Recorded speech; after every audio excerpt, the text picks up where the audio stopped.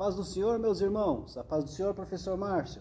Paz do Senhor, professor Fabiano, alunos e alunas da Escola Bíblica Dominical. Pela graça de Deus, estamos aqui hoje para estudar mais uma lição da nossa querida Escola Bíblica Dominical, né?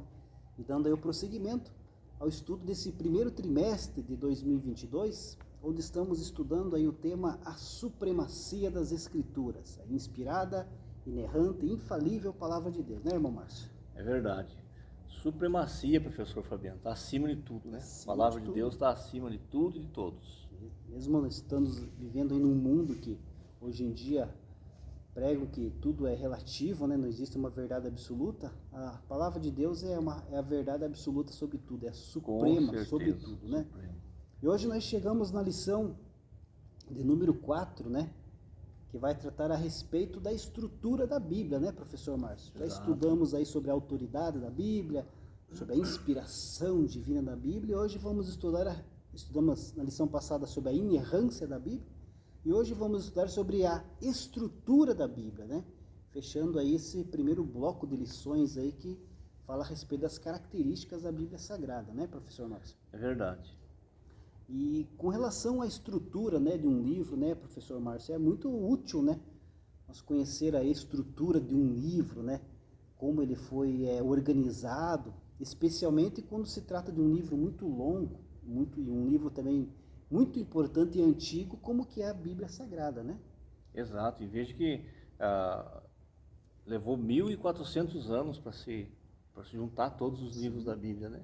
Então veja que é importante saber, conhecer a estrutura, a linguagem que eles trabalhavam, como era na época.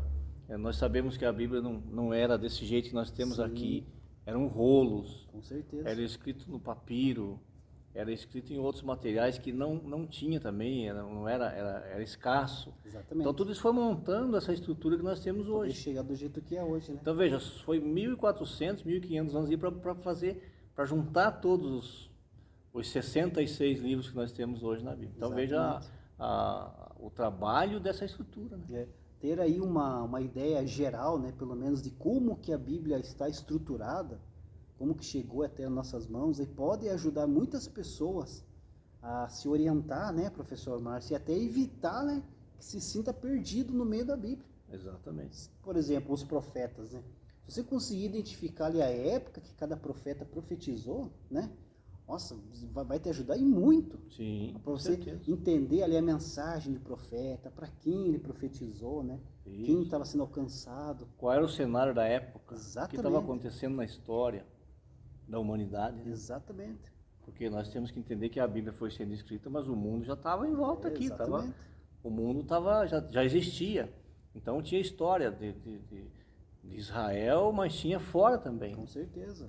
Tendo toda essa base, né, essa estrutura, você conhecendo um pouco que seja dessa estrutura da Bíblia Sagrada, né, você vai ter uma base aí melhor para poder aí começar a entender a sua mensagem. É verdade. Né? Porque muitas pessoas leem a Bíblia Sagrada, mas sem se debruçar sobre a palavra, sem orar a Deus. Lê a Bíblia como se fosse um livro qualquer. Daí você não vai ter o entendimento que a mensagem da Bíblia vai te trazer, né, professor? É verdade. Veja, tem mensagem que foi escrita pelo profeta Zacarias, por exemplo, que nós vamos encontrar a resposta nos evangelhos. Exatamente. Quanto tempo se passou? Nós vamos encontrar a resposta nas cartas de Paulo, Paulo citando o que o profeta falou. Então isso tudo faz parte da estrutura, da base da Bíblia, né? A estrutura, juntou tudo. Exatamente. É claro que nós cremos que a inspiração é divina e o comando também disso é divino. Professor Fabiano, não consigo acreditar, não sei o professor, que se esse livro não fosse divino, ele estaria até hoje aqui conosco. Com certeza não. Ele passaria 1.400 anos para ser feito todo, sem se perder. Então não tem como não acreditar, até o mais cético não tem como ele não acreditar que a Bíblia não seja um livro diferente. Com certeza. Nós vemos aí nas próprias leis que regem uma nação, né? A partir do momento que uma lei é assinada lá, se vai contra poderosos, essa lei facilmente é derrubada e muda totalmente o seu texto. Por quê? Porque está ali na dependência de homens. Sim, e também outra se perde na história. Exatamente. E a Bíblia não, ela está aqui até hoje. Aqui constante, graças a Deus por isso, né? Verdade. Então, conhecendo um pouco sobre a estrutura da Bíblia que nós vamos ler na nossa aula de hoje, né? conhecendo aí as principais divisões da Bíblia, né? Livros históricos, livros dos profetas, o Pentateuco, os Evangelhos, o que cada livro significa aí, ó, vai te ajudar muito aí no seu entendimento aí para poder entender melhor a mensagem da palavra de Deus, né? Verdade. O texto áureo da nossa lição se encontra lá no Evangelho de Lucas, capítulo 24, versículo 44, que diz assim: E disse-lhes, são estas as palavras que vos disse, estando ainda convosco. Convinha que se cumprisse tudo o que de mim estava escrito na lei de Moisés, e nos profetas e nos salmos. Aqui nesse versículo, professor Márcio, nós encontramos aí a tríplice divisão do Antigo Testamento, né? Exato. Que são aí as 3 divisões da Bíblia hebraica, né? Da Bíblia dos judeus, né? Para quem não sabe, né? O nosso Antigo Testamento é a Bíblia hebraica, a Bíblia dos judeus. Os judeus não possuem uma Bíblia igual a nós, que tem o Novo Testamento, com os evangelhos que falam sobre Jesus, né? A Bíblia dos judeus é apenas o Antigo Testamento. A Bíblia hebraica, que eles chamam de Tanakh, né, professor? Ou Torá também, né? Torá também. Tanakh ou Torá. Que é a primeira parte ali, né? Mas não tem o Novo Testamento. Exatamente. Daí Jesus fala aqui, né? A lei de Moisés. Por um motivo, né? Porque eles não creem que o Messias já veio. Então, eles estão esperando aí, né? Eles estão esperando o Messias.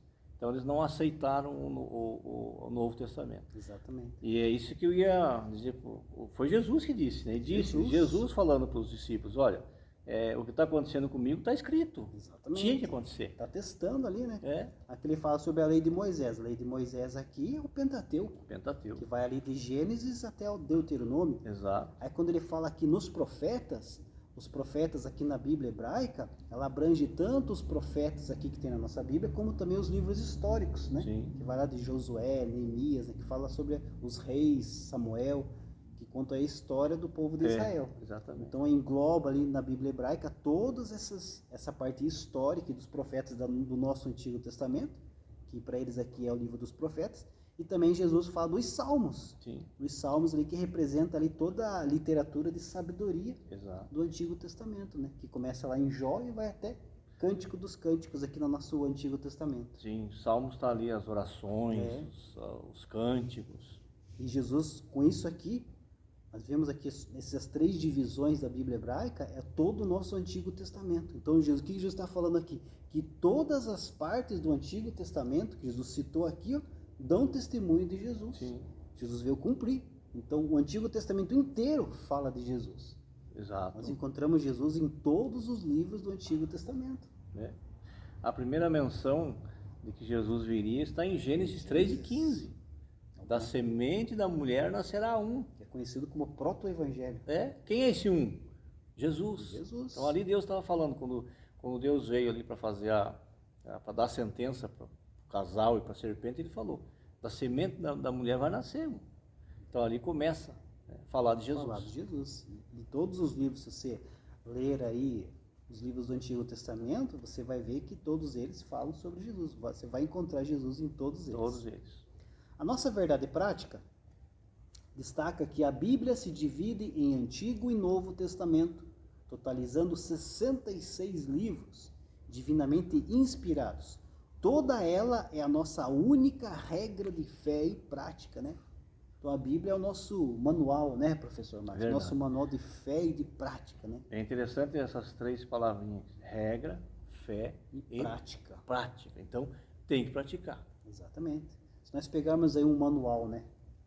Não falando da minha, mas se pegar um manual qualquer, qual que é a função de um manual, né? O manual ele serve ali como um guia, né? Que tem a finalidade aí de mostrar passo a passo, né? Como alcançar determinado propósito. Se compra uma televisão nova, vem junto ali um manual, né, professor? Se naquele manual, se você explorar aquele manual, você vai poder usar todas as funções possíveis naquela televisão. Sem correr o risco de estragar ela, sem correr o risco de causar dano. A Bíblia é o nosso manual. Com certeza. Ela nos ensina todos os caminhos certos, sem correr o risco da gente entrar em caminho errado. Ela mostra o caminho certo. E esse manual foi feito pelo nosso fabricante. Exatamente. Que é Deus. Quem mais entende de ser humano? Quem criou, né? Deus. Então ele nos criou e deixou aqui um manual de vida para que nós pudéssemos seguir, né? e tirar aí o melhor proveito possível da nossa vida e glorificar o nome do Senhor acima de tudo, né? É verdade. Então ela é um guia, a Bíblia é um guia, onde é revelado aí tudo que nós devemos conhecer, né? Não somente não vamos apenas aí saber qual que é o nosso alvo de vida, né? Qual que é o nosso principal motivo de vida, mas também a Bíblia vai nos ensinar como nos alcançar esse alvo de vida. Que a Bíblia fala de Jesus, que é o plano da salvação, o plano de redenção, né? Como nós vamos obter essa salvação e viver para glorificar o nome do nosso Senhor, né?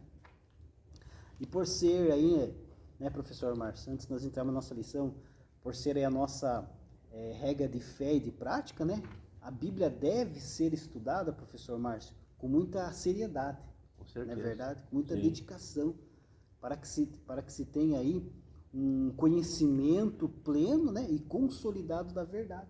Exatamente. Né? Se debruçar na palavra de Deus, tirar um tempo para estudar, né, professor Márcio? Sim. Nós temos que ter o compromisso, né? Compromisso com a Bíblia. Eu sempre falo assim, professor Fabiano, o que é importante na nossa vida, nós conseguimos um horário para aquilo. Então, se a Bíblia importa para você, você vai conseguir um lugar, um horário na tua agenda para ler a Bíblia, para falar com Deus, para ouvir Deus falar, para meditar na palavra de Deus e para estudar, principalmente quem ensina. Quem ensina, principalmente. Paulo diz lá em Romanos 2, tu que ensina a outro, não ensina a ti mesmo?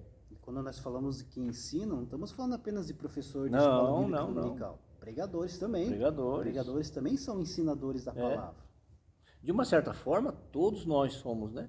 Mas daí tem os específicos, aquele que Deus escolheu, aqueles que Deus deu o dom, que é o professor, que é o pregador. Mas você tem que ensinar o quê? O que aprendeu.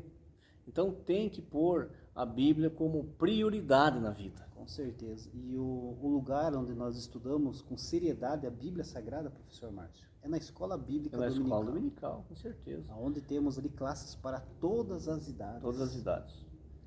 Todos aprendendo a Bíblia, desde do bebezinho lá, do berço ainda até o ancião. O ancião, exatamente. Jesus, em certa feita, disse, né, que errais por não conhecer as Escrituras, né? Então, se você estudar com seriedade a palavra de Deus, dificilmente você vai ser enganado. Dificilmente você vai cair em armadilhas do inimigo, né, professor? Verdade. Não vai ser manipulado nunca. Não. Nós vivemos uma época, professor Fabiano, de desespero total. A humanidade está pavorosa, não só no Brasil como no mundo. Mas nós vemos os crentes também desse jeito. Muitas pessoas assim, por quê? Porque não recebe o conforto da Bíblia, não deixa a Bíblia consolar, não deixa a Bíblia ensinar ele. Porque aquele que estuda a Bíblia, como o professor está falando, ele já vai entender, quando vem a dificuldade, ele já vai entender que Jesus disse que no mundo tereis aflições. Ele já não vai entrar em desespero. Mas Jesus falou isso. Nessa época de pandemia, por exemplo, nós estamos vivendo aí uma pandemia que estamos 2 anos, indo para 3 anos. Se você conhece a Bíblia Sagrada, se você aí estuda ela com seriedade, você vai lembrar que Jesus falou lá que no final dos tempos o que iam acontecer, professor Márcio? Doenças, pragas, terremotos, guerras e rumores de guerras. Então é o final dos tempos. Aí você vai fazer a tua parte, mas vai ter a certeza de que está se cumprindo a palavra de Deus. Exatamente. É isso mesmo. Como é maravilhosa a palavra de Deus. Como é maravilhoso estudar a palavra de Deus, né? Abre o nosso entendimento e nos dá consolo para os dias difíceis que estamos passando, né? E nos dá esperança também. Verdade. Porque tudo que está escrito aqui está sendo cumprido e promessas aí vão ser cumpridas aí futuramente para a igreja do Senhor. Os objetivos da lição de hoje é mostrar como a Bíblia está organizada e que ela se divide em 2 testamentos, esclarecer como os livros do Antigo Testamento são classificados e expor a classificação dos livros do Novo Testamento. O ponto 1 da nossa lição: como a Bíblia está organizada. O subtópico 1 diz: definição do termo Bíblia. Diz assim: a palavra Bíblia tem origem tanto no vocábulo grego como no latim. O termo grego, biblos, significa livro e tem conotação de qualidade sagrada. A palavra Bíblia, no latim, é um substantivo feminino, singular, que igualmente exprime a ideia de livro. Por volta do ano 150 d.C., os cristãos passaram a usar o termo em grego ta Bíblia, que significa os livros, para referir-se ao conjunto de livros inspirados por Deus. O dicionário bíblico Wycliffe explica que o singular Bíblia, em latim, revela uma unidade de pensamento e uma pureza. Por isso, a coleção dos livros sagrados forma um único livro, a Bíblia Sagrada, chamada também por Paulo de as Santas Escrituras, que está lá em Romanos capítulo 1, versículo 2. A palavra Bíblia, professor Márcio, não é achada no texto sagrado, né? Não, interessante. Nós não encontramos a Bíblia. O único lugar que você vai encontrar a Bíblia é aqui na capa. É na capa da Bíblia. Bíblia. Ainda minha aqui está escrito Bíblia de Estudo Pentecostal. Uma bênção, né? Então você não encontra a palavra Bíblia aqui nos textos sagrados, né? Mas no início, né? Quando a Bíblia, os livros canônicos começaram a ser escritos, né, professor Márcio? Nós já até falamos sobre isso um pouquinho aqui. Ela não era exatamente como é hoje, né? Não. Papel aqui, bonitinho, impresso, não. Ela era escritas em papiros, né, professor Márcio? Sim, teve uma época que foi escrito até na pedra, né? Até em pedra foi escrito. Pedra foi escrito. E depois no papiro, e depois num pergaminho. Pergaminho. O Então, interessante, professor Márcio, que esses pergaminhos, esses papiros, né? Eles eram rolos, né? Era um rolo. Então, cada livro da Bíblia, você imagine, cada livro da Bíblia era um rolo.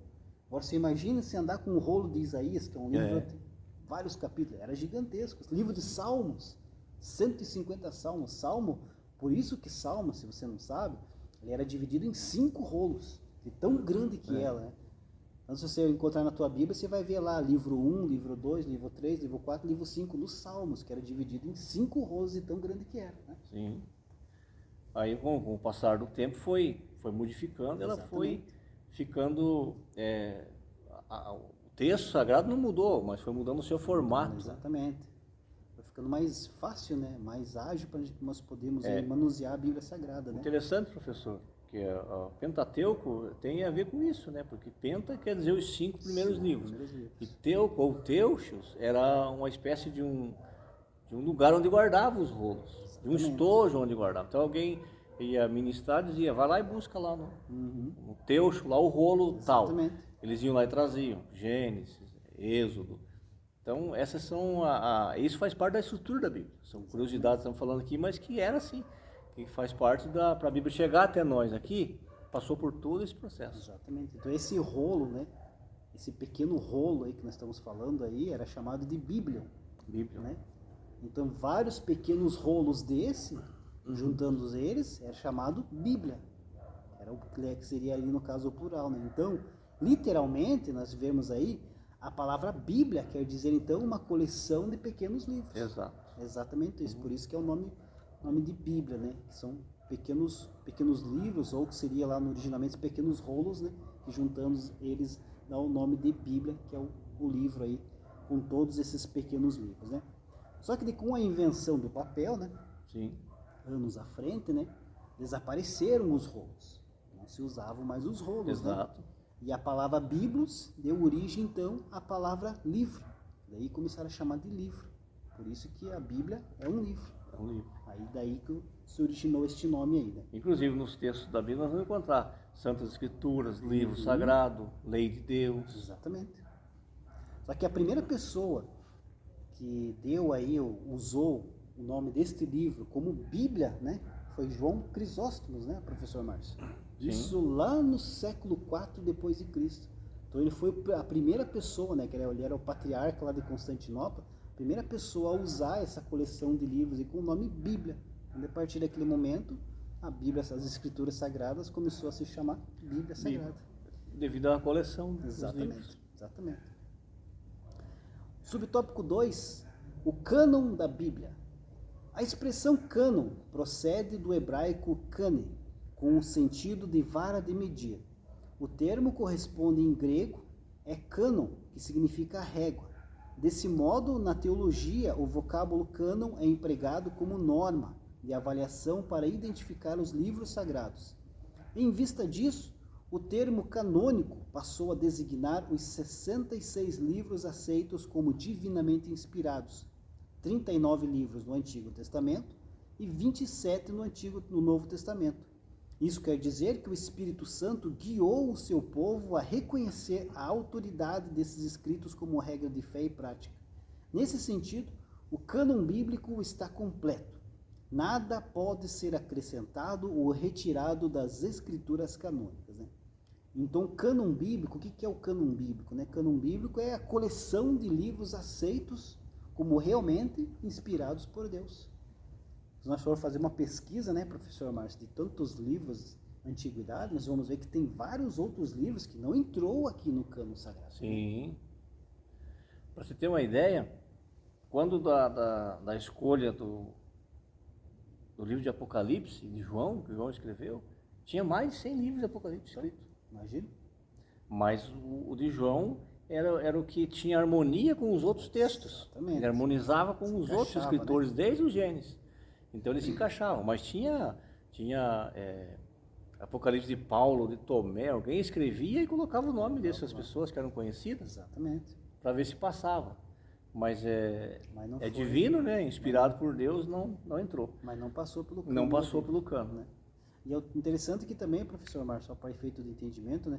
A lição fala aqui que a expressão cânon, né, procede do hebraico kane. Uhum. Kane significava cana. Isso. Né? E o que era cana? A cana era a forma que eles mediam lá naquela época. Lá. Era como se fosse uma régua mesmo. Né? Exatamente. Eles mediam lá tudo através da... Marcavam lá o comprimento lá e iam medindo através da cana. Ela trazia a exatidão da medida. Exatamente, né? Então por isso ficou o cânon, né? Exatamente. Então, se nós passar aqui para a Bíblia Sagrada, que é o cânon, né, a forma de medir, né, os livros canônicos, né, canonizados aqui, servem para medir ou determinar o que é correto em questões aí da fé, da doutrina Sim. E também da conduta. Então eles medem aí o que é certo e o que é errado, né, professor Márcio? Exatamente. Por isso é a nossa norma de regra, fé e conduta. Exatamente. É a Bíblia. Porque essas medidas são exatas. Não tem na Bíblia nada duvidoso. Não. Nada que pode ser, ou é ou não é. Né? Então, daí vem esse cânon que era a medida correta. Então, como eu falei, eles pegaram o Evangelho, o Apocalipse de João, e avaliaram com os outros textos. Falaram, não, ele está condizendo, ele está falando aqui o que está acontecendo, o que aconteceu. E aí ele foi, então, entrou para o cânon sagrado. Segundo a tradição, né, quem determinou o cânon do Antigo Testamento foi Esdras, né? Sim. O escriba Esdras, que se tem. Segundo a tradição, ele que organizou. Ele que organizou tudo e dividiu certinho aí o Antigo Testamento, ou a Bíblia hebraica, né? E colocou aí com relação ao Novo Testamento, o cânon, né, da Bíblia Sagrada no Novo Testamento e toda a Bíblia por completo, foi lá no concílio, nos concílios, né, da igreja primitiva, lá pelo ano 390, quase 400, um daqueles concílios, foi determinado aí o cânon aí da Bíblia Sagrada, totalmente, né, tanto o Antigo quanto o Novo. A partir daquele momento nada mais entraria, né? E daí veio muitos livros, apareceram muitos ainda. Exatamente. Mas ali já estava, o Espírito Santo já tinha fechado. Exatamente. Agora tá bom. O que é preciso o homem saber está aqui. Exatamente. Não tem mais nada para ser revelado. Tanto que a Bíblia, né, a nossa Bíblia protestante, ela é pouco diferente da Bíblia católica, né, professor Márcio? Sim. Na Bíblia católica existem alguns livros, né, que são conhecidos como os livros apócrifos. Estudamos um pouquinho na aula passada sobre isso daí, né? Sim. Que a Igreja Católica considerou esses livros ali como canônicos, né? E colocou no Antigo Testamento. Mas a Bíblia protestante, no caso, não tem. Dá uma diferença aí de uns 5, 6 livros, né, professor Márcio? Exato. E aí é uma controvérsia, né? Muitos dizem que nós, os protestantes, tiramos da Bíblia aquilo que não importava, sendo que é o contrário. Não foi colocado aquilo que não era canônico, né? E só para ter uma ideia também, professor Fabiano, a mesma igreja romana, católica romana, não aceitou todos os livros apócrifos. Ela tirou alguns também. Exatamente. Então não teria que aceitar todos, né? Exatamente. Ela não aceitou todos. São 7, né, que estão agrupados. Mas eram mais. Se eu não me engano, eram 21. Mas a própria igreja também achou que tinha livro ali que não... É mais, né? É que daí nesses livros trazem algumas heresias ali, né? Sim, imagina os que foi tirado, então imagina. O que não tinha? Se esse que está ali já trazem, né? Imagina aqueles que não foi nem colocado. Tem um livro lá, professor Fabiano, não me lembro se é Tobias, acho que no final o autor do livro pede desculpa, dizendo que se ele não escreveu aquilo que o povo queria ouvir, então que desculpassem ele, perdoassem ele. Meu Deus. Então por aí já dá para ter uma base. Verdade. Subtópico 3, os dois testamentos bíblicos. O termo testamento vem do latim testamentum, que é tradução da palavra grega dietek e da hebraica berit. Ambos os termos têm o sentido de aliança, pacto ou concerto de Deus com a humanidade. A expressão Antigo Testamento foi inaugurada por Paulo e refere-se aos livros dos judeus reconhecidos por Jesus como as Escrituras, a Lei, os Profetas e os Salmos. O termo Novo Testamento foi usado para se referir ao cumprimento profético de Jesus como mediador da nova aliança. Essa expressão também passou a designar os escritos inspirados dos cristãos, igualmente reconhecidos como as Escrituras. Então, portanto, a Bíblia Sagrada ela é dividida em duas grandes partes, né, professor Márcio? Sim. O Antigo e o Novo Testamento. O Antigo Testamento contém aí todos os livros que foram escritos antes de Jesus. Exato. O Novo Testamento contém aí os livros escritos depois de Jesus, justamente porque Jesus é a nova aliança. Exato. É o novo pacto de Deus com o povo. E o Antigo Testamento era o pacto de Deus ali com Moisés, lá nos 10 mandamentos, que era a lei. E que já apontava para um Redentor. Exatamente. Como nós já falamos, do Gênesis até todo o Antigo Testamento apontava para Jesus. No Novo Testamento, Jesus é a realidade. Exatamente. Tem algumas expressões, algumas passagens que tem no Antigo Testamento que nós não encontramos no Novo. Como, por exemplo, anjo do Senhor. Anjo do Senhor. No Novo Testamento não tem. Por quê? Porque Jesus já veio. Porque o anjo do Senhor no Antigo Testamento quem era? Era Jesus. Então agora ele já nasceu. Agora ele já está ali. Então não tem mais essa expressão. Né? Veja que quando aparecia o anjo do Senhor para as pessoas adoravam e ele aceitava. Exato. Porque ele era Deus. Quando era o anjo, vamos dizer assim, o anjo mensageiro, o anjo comum, vamos dizer, ele não aceitava. Porque anjo não aceita adoração. Anjo também adora a Deus. Então no Novo Testamento já não tem mais o anjo do Senhor, tem Jesus agora. É verdade. Mas veja a harmonia, a ligação, né, do Antigo com o Novo. Não dá para desprezar o Antigo Testamento. A Bíblia é completa. O Antigo Testamento aponta para o Novo Testamento. Exato. E o Novo Testamento é o cumprimento do Antigo Testamento. Então você vê que os dois se encaixam, né? Exato. Os dois se encaixam. Então, como nós já comentamos aqui, se você não lê o Antigo Testamento, você não vai poder entender muitas passagens do Novo Testamento. Não vai. Tem que ler completo, né? Você tem que saber por que Jesus teve que vir morrer, por que teve que se sacrificar pela humanidade. Exato. O que aconteceu com aquele povo lá que tinha uma promessa lá, com Abraão, né? Ia ter todas as bênçãos. O que aconteceu com esse povo durante a história, né? Por que eles foram parar no Egito como escravo? Por que eles saíram de lá? Por que ficaram 40 anos andando num trecho que poderia cruzar ele em 2 anos? Ficou 40. Então tudo isso aí está no Antigo Testamento. Tudo. Então, é muito interessante. E outro significado também da palavra testamento, né? Além dessa que nós vimos aqui, que é uma aliança, um pacto ali, também é a última vontade de alguém, né? Quando alguém está vivo, vou escrever meu testamento aqui, né? Sim. Para deixar meus bens aqui para alguma pessoa, né? E esse testamento só é válido a partir do momento que a pessoa que fez o testamento morre. Sim. Então, enquanto a pessoa está viva, o testamento ainda está lá guardadinho na gaveta. Mas a partir do momento que a pessoa morre, né? Esse testamento já entra em vigor, né, professor? E vai ser revelado daí, né? Exatamente. Então, tanto o Antigo Testamento quanto o Novo Testamento falam aí de riquíssimas bênçãos, né? Que vai vir aí para as pessoas, né? Vinculadas à morte do seu testador, que é o Messias. E quem que é o Messias? Jesus Cristo. Então, os dois testamentos aí apontam para Jesus. Tanto o Novo quanto o Antigo. Então, o escritor da carta aos Hebreus vai dizer várias vezes lá que o que acontecia no Antigo Testamento era sombra daquilo que viria, que eles já estavam vivendo. Então lá no Antigo era sombra. Os sacrifícios animais, a oferta de sacrifício no templo, era sombra do que iria acontecer. Né? O sangue inocente de um animal já apontava que tinha que ser a remissão dos pecados, tinha que ser com sangue inocente. Exatamente. E que nenhum ser humano nascido de mulher tinha esse sangue inocente. Ou terá nunca.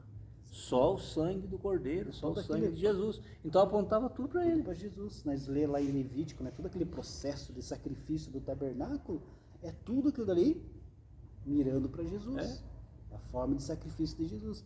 Lá o sacrifício era dos animais, né? Sim. O sangue dos animais era escorrido ali, né? O pecado não era extinto o pecado, era apenas ali passado por cima, né? Era um arquivo, né? Mas estava mostrando que ia vir lá na frente um sacrifício muito maior e muito melhor, que era de Jesus no Novo Testamento. Quando João Batista vê Jesus, ele fala: eis o Cordeiro que tira o pecado do mundo.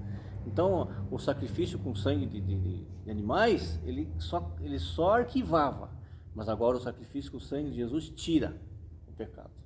Olha a importância de você estudar os dois testamentos. A ligação dos dois testamentos. Exatamente. Um ali vai ensinando, que quando você vê o sacrifício de Cristo lá no Novo Testamento, mas você já passou pelo sacrifício de animais lá no Antigo, e você já conhece também as festas, né, judaicas que é passado no Antigo Testamento, tudo isso você vai entendendo.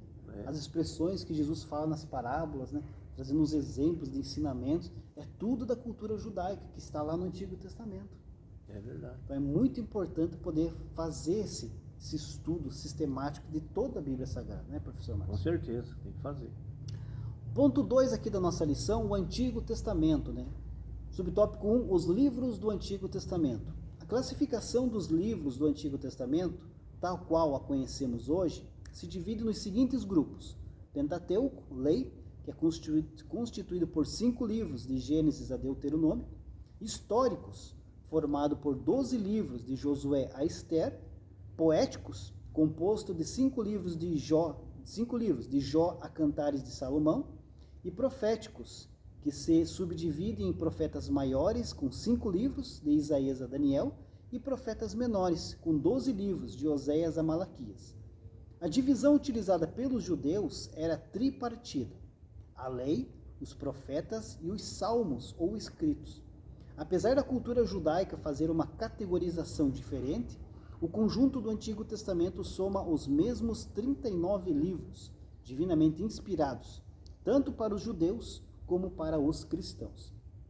Apesar de ter, né, professor Márcio, a mesma quantidade de livro, Sim. Nosso Antigo Testamento, quanto a Bíblia hebraica, né, a Tanakh, né, a nossa Bíblia Sagrada, que o nosso Antigo Testamento, ele segue a mesma ordem da primeira tradução grega, né, a Septuaginta, Sim. que foi feita lá 3 séculos, né, antes de Cristo, ali foi traduzido ali todo a Bíblia hebraica e foi colocado ali em divisão por temas, né? Exato. Não cronologicamente, mas por temas. E como que é a divisão do nosso Antigo Testamento aqui hoje, diferente da Bíblia hebraica, que está dividida apenas em 3 partes aqui, que é a lei, os profetas e os salmos, né? Sim, a outra diferença é que nós temos o primeiro livro de Samuel, o segundo livro de Samuel, e o deles é comprimento. Exatamente. Né? E segue um livro só. Né? Exatamente, São os mesmos livros, mas lá eles têm Tem um outro sistema. É mais complexo, né? E interessante aqui também, professor Fabiano, é falar um pouquinho sobre profetas maiores e menores. Uhum. Esse maiores e menores, essa divisão aí, nada tem a ver com a autenticidade da profecia, com a credibilidade, nada disso. Não. É porque uns profetizaram mais tempo, que são os 5 ali, os grandes, né? E os outros menos tempo. Os livros de uns é maior, de outro é menor. Então essa classificação é feita por isso. Mas a mensagem era a mesma. Exatamente. Deus era o mesmo na vida do profeta menor e do profeta maior. Essa divisão é só por causa do tempo. Exatamente. Isaías, por exemplo, tem o livro de Isaías, tem 66 capítulos. Exatamente. É chamado até da mini, como é que fala, da Bíblia, né? É um resumo da Bíblia, porque a Bíblia também tem 66 livros. Com certeza. E esses profetas aí, né, professor Márcio, já tocou neles, eles são chamados profetas literários, né? Literários. E tem outros profetas na Bíblia, como Eliseu e Elias, que não tem livro intitulado Não, por é eles. verdade, bem lembrado. Não escreveram. Exatamente. Então esses aqui são os que escreveram o livro. Exatamente. Mas teve muitos outros que não. São chamados que não escreveram, né? Então esses são os literários. Mas você vai encontrar o ministério de Elias e Eliseu nos livros históricos. Exato. Conta ali a história de Israel. Conta a história. Começa ali com Josué, na hora que o povo entra na terra de Canaã. E vai terminar lá no final, lá quando eles estão lá voltando do cativeiro, né? Reconstruindo ali a sua terra ali depois de 70 anos no cativeiro da Babilônia. Então é toda a história, por isso que é livro histórico. Exato. Conta toda a história ali do povo de Israel lá na terra de Canaã, né? Subtópico 2, a canonicidade do Antigo Testamento. Existem 3 fatores basilares na avaliação de um livro canônico, a saber, a inspiração divina, que atesta se o livro é inspirado pelo Espírito Santo; reconhecimento do povo de Deus, que atesta se o livro era aceito como autêntico por seus primeiros leitores; e preservação pelo povo de Deus, que atesta se o livro era conservado como palavra de Deus. Por conseguinte, a confirmação desses elementos revela que, desde o início, os livros do Antigo Testamento foram recebidos e guardados como inspirados e autorizados por Deus, dotados de veracidade e autoridade. O Antigo Testamento é a palavra de Deus, né, professor Márcio? Sim. E faz parte aí do processo de revelação divina, assim como o Novo Testamento, que vamos ver daqui a pouco. Então essa canonicidade aqui, como a lição destaca aqui, foi muito guardada através do povo, de geração para geração, né? Sim. No início, lá quando Moisés escreveu, né? Sim, exatamente. Do via oral. Antes de Moisés, né, de Adão, até que Deus dá ordem a Moisés para escrever, passou-se ali, eu acho que 10 ou 11 famílias que gerações que foram designadas para ir transmitindo. Oral, falando, até chegar quando Deus fala para Moisés, escreve num livro. Exatamente. E aí ele começou a escrever. E aí nós já falamos na aula passada, né, que tem gente que diz, mas a Bíblia diz que tem 4.000 anos, a humanidade tem 1 bilhão, 2 bilhões. E quem diz que tem isso na Bíblia? Quanto tempo tem a humanidade? A Bíblia começa assim, no princípio criou Deus o céu e a terra. Mas onde é esse princípio? Ninguém sabe. Moisés estava no deserto, ele estava escrevendo, Deus falou, escreve aí que no princípio eu criei, mas não falou onde é o princípio. Não detalhou nada. Então, às vezes as pessoas querem encontrar isso na Bíblia, não tem, mas a Bíblia também não diz lá, há 4.000 anos começou a humanidade. Não, ela diz que foi no princípio, mas o princípio data, só Deus sabe, né? Não colocou data. E Deus também não se importa com isso. Não, o objetivo da Bíblia não é esse. O objetivo da Bíblia é mostrar para o homem caído que tem solução para ele. É mostrar para a humanidade que tem solução. Essa é a mensagem da Bíblia. Tem Jesus para salvar. Por isso que Jesus é o personagem principal, do Gênesis até o último versículo de Apocalipse. Amém. Subtópico 3, a particularidades do Antigo Testamento. Quase a totalidade dos livros foram escritos em hebraico, chamado na Bíblia de língua de Canaã. Algumas porções foram escritas em aramaico, uma espécie de dialeto que deu origem à língua árabe. O último livro canônico foi o do profeta Malaquias, que o concluiu antes do ano 430 a.C. Desde então, nada mais pode ser acrescido ao cânon do Antigo Testamento. E conforme o teólogo Norman Glees, para facilitar a tarefa de citar a Bíblia, em 1227 d.C., o texto foi dividido em capítulos, e por volta de 1445, o Antigo Testamento foi dividido em versículos. Você vê que primeiramente, né, a Bíblia, o Antigo Testamento era escrito direto, não tinha essa divisão como nós temos aqui hoje, em capítulos, versículos, né? Então, o Antigo Testamento, na verdade, ele estabelece ali a fundação para os eventos aí encontrados no Novo Testamento. Novo Testamento, né? Exatamente. Como nós já falamos aqui a respeito dos sacrifícios, se você ler lá o Antigo Testamento e entender, você vai entender o sacrifício de Jesus na cruz do Calvário. Tudo aponta. Sim, e é interessante que os apóstolos, os discípulos citaram nos seus escritos. Pedro cita o Antigo Testamento, Paulo fala, várias passagens ele busca lá no Antigo Testamento, isso está comprovando que é a palavra de Deus. Que estão citando aquilo que já está escrito e que está acontecendo. Quando Judas traz Jesus e vai e se enforca, depois é preciso colocar outro no lugar. E quando Pedro reúne, está lá no livro de Atos isso, né? Pedro reúne o povo para escolher, ele cita o salmo que está. Lá no salmo tal está escrito assim, foi escrito por Davi que um de nós ia ser substituído. Então já estava escrito. E como o professor falou, é a fundação aqui para entender aqui.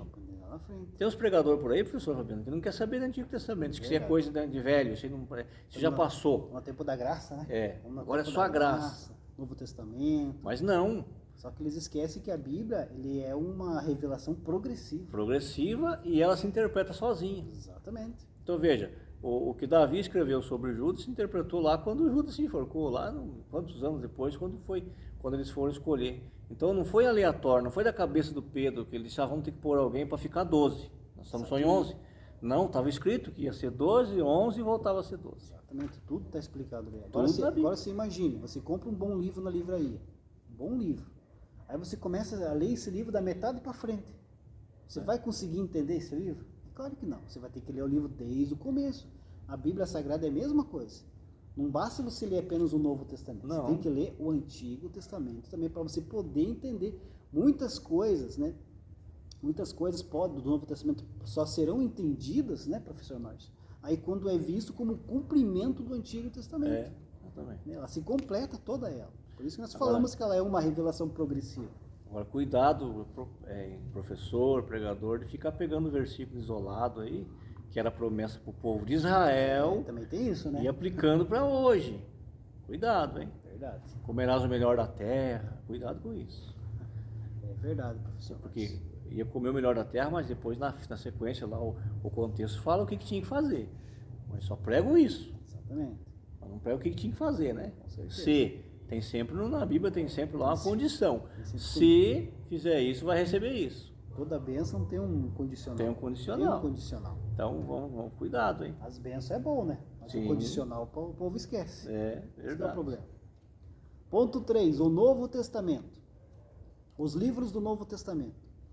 Esses livros foram reconhecidos pela igreja após a morte e ressurreição do Senhor Jesus Cristo e estão classificados em 4 grupos principais: Evangelhos, que são os 4 livros de Mateus, Marcos, Lucas e João; histórico, formado pelo livro de Atos dos Apóstolos; epístolas, que se subdividem em epístolas paulinas, com 13 cartas de Romanos a Filemão; as epístolas gerais, com 8 cartas de Hebreus a Judas; e revelação, constituído pelo livro de Apocalipse.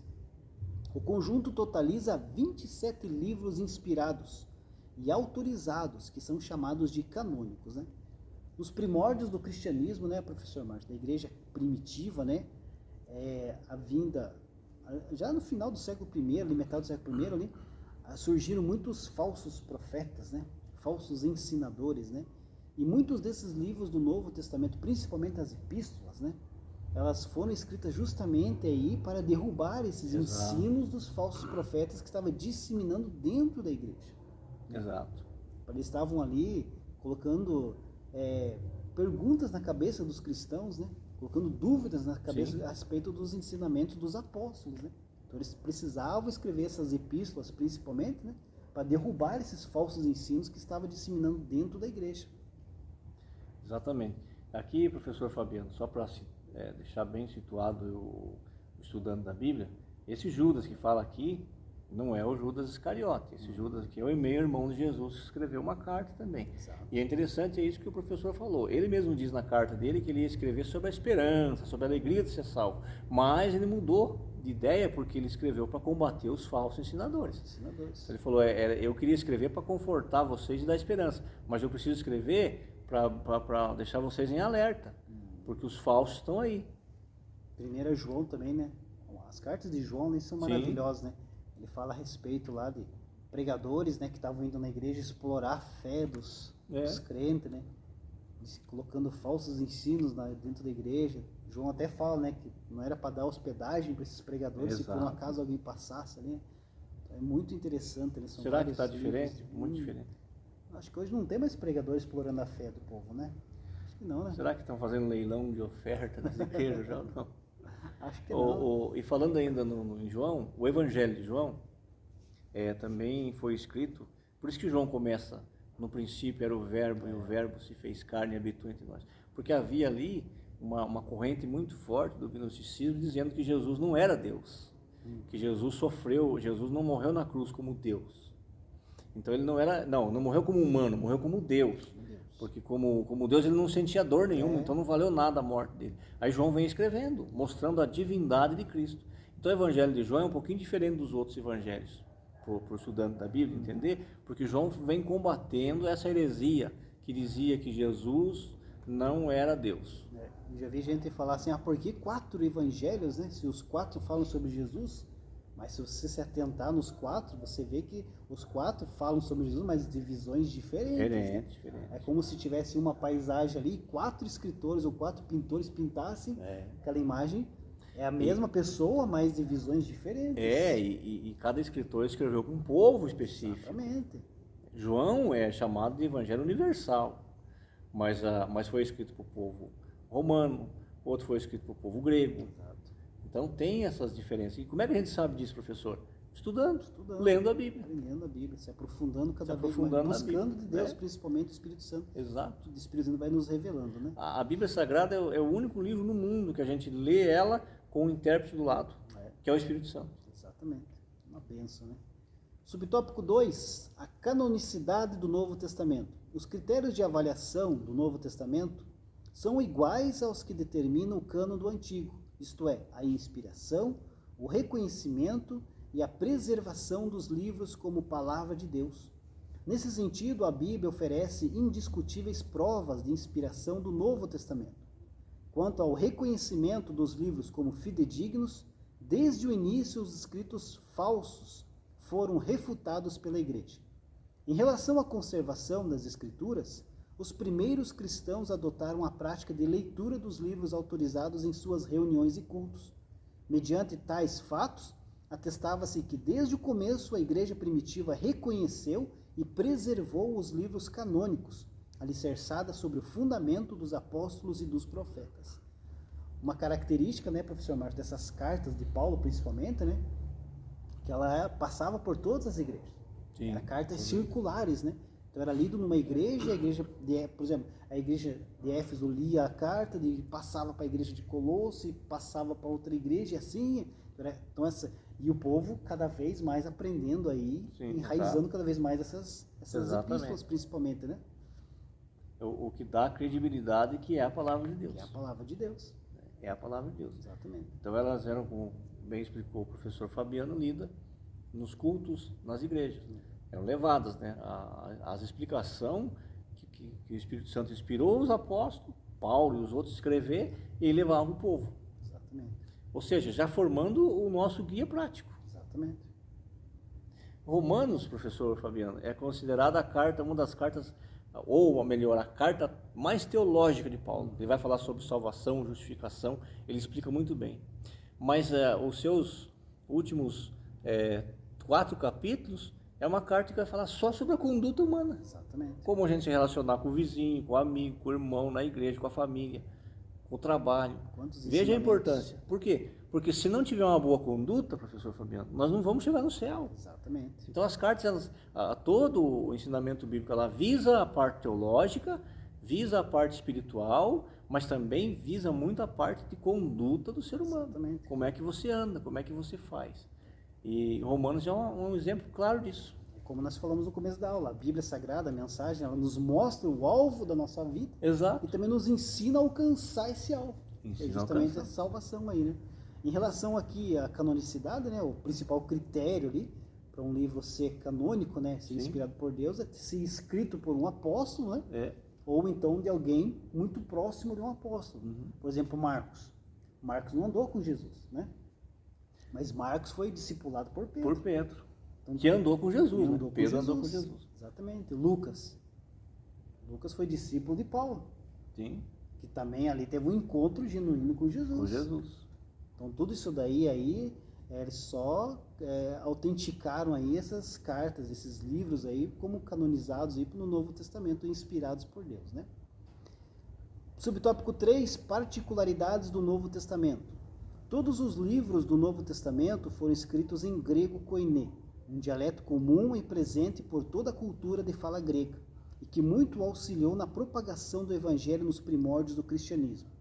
Algumas expressões, mesmo redigidas no vernáculo grego, possuem significado em aramaico. Dentre elas citamos Talita cumi, menina, levanta-te, Abba, pai, literalmente pai, pai, meu pai, Eloi, Eloi, lama sabachthani, Deus meu, por que me desamparaste? O conjunto dos livros canônicos foi escrito antes do término do século I. O último livro é o Apocalipse de João, datado por volta do ano 96 d.C.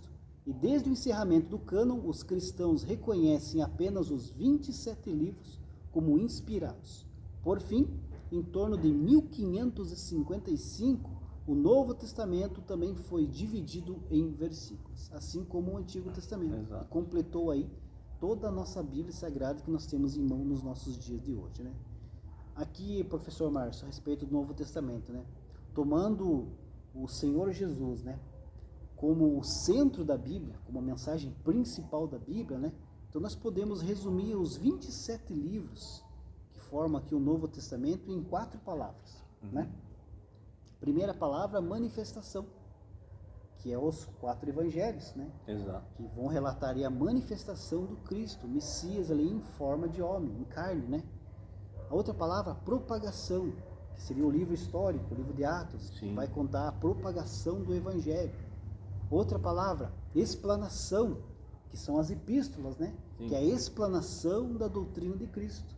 E a quarta palavra é a consumação, que é o livro de Apocalipse, que é a consumação das coisas preditas através de Cristo, né? É verdade. É bem isso. Bem isso mesmo. Veja, como nós falamos, né? O Novo Testamento é a realidade do que nós lemos no Antigo.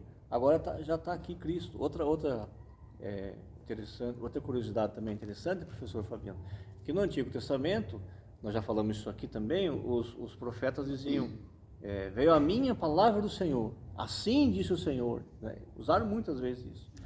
No Novo Testamento não tem mais isso, porque o Senhor já está aqui. Então Jesus falava assim, em verdade vos digo. Por quê? Porque Ele é a verdade. Ele falou, sua verdade, o caminho e a vida. Então não precisava mais de ninguém para profetizar. Ele dizia, em verdade eu vos digo que vai acontecer isso. Exatamente. No Novo Testamento, já na Nova Aliança, o Espírito Santo já faz morada dentro de nós. Exato. Né? Outra diferença entre o Novo Testamento e a época do Antigo Testamento. Exatamente. Porque o Antigo Testamento, o povo de Israel invalidou o concerto que tinha com Deus. Então Deus fez um novo concerto através de Jesus Cristo. E nesse novo concerto, o próprio Espírito Santo faz morada dentro de nós. É a época que nós vivemos, é a época da igreja, é a época da graça, é a época do Novo Testamento. Conclusão da nossa lição diz assim: o conjunto dos 66 livros forma um único livro, a Bíblia Sagrada. Esses livros constituem o cânon bíblico do Antigo e do Novo Testamento. Os critérios para avaliação da canonicidade são a inspiração, o reconhecimento e a preservação dos livros como palavra de Deus.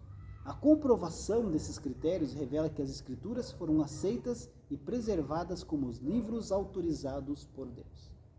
Então, meu amado irmão, estude a palavra de Deus, se aprofunde mais na Bíblia, procure entender mais sobre a estrutura da Bíblia, né, professor Márcio? Para que você possa ter um melhor entendimento da mensagem de Deus. Verdade.